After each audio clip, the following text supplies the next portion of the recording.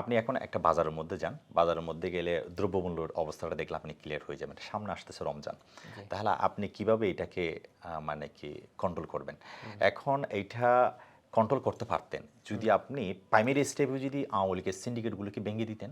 জি। আওয়ামী লীগের কোনো সিন্ডিকেট তো আপনি ভাঙতে পারেন নাই। ওই তো শক্তিই এ পাচ্ছে মানে না। মানে এটা আমার কথা না। এটা আপনি নিজে যান। আপনি ৳১,০০০ নিয়ে যান অবশ্যই, বাজারে। অবশ্যই ভাইয়া। ৳১,০০০ দিয়ে বাজার করা যায় না না, এখন? এখন আপনি যায় না। মিনিমাম ২-৩,০০০, ৳৫,০০০ নিয়ে যান বাজার করতে গেলে। তখন বুঝতে পারবেন আপনার মানে কি বলা হয় যে থলেটা নিয়ে যাবেন ওইটা ফিল আপ হবে না।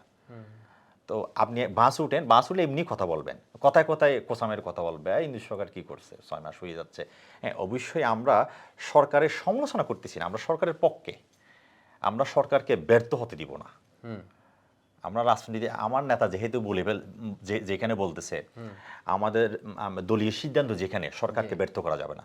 আমরা সরকারের পক্ষে। কিন্তু এখন আসলেই তো যৌক্তিক সমালোচনা করতে হবে। আপনি সমালোচনা করেন, যৌক্তিক সমালোচনা। তা আমরা যৌক্তিক আলোচনাগুলো করব, যৌক্তিক সমালোচনাগুলো করব। এখন দেখা যাচ্ছে ভাই মানে আওয়ামী লীগের সিন্ডিকেটগুলো আপনি এতদিনে ভাঙতে পারতেছেন না। আপনি সচিবালয়ে দেখেন আওয়ামী লীগের সিন্ডিকেট মানুষ সবগুলো দেখেন। আপনি কোনো শিক্ষা প্রতিষ্ঠানে যান ওখানে আওয়ামী লীগের সিন্ডিকেট। আপনি কোনো গ্রামে গঞ্জে যান ওখানে আওয়ামী লীগের সিন্ডিকেট। আপনি তো কাকে এখনো ভালোভাবে গ্রেপ্তার করেন নাই তো। আপনার একটু উচিত ছিল গভর্নমেন্টে বসার ১৫ দিনের মাথায় সবাই গ্রেপ্তার করে ফেলা।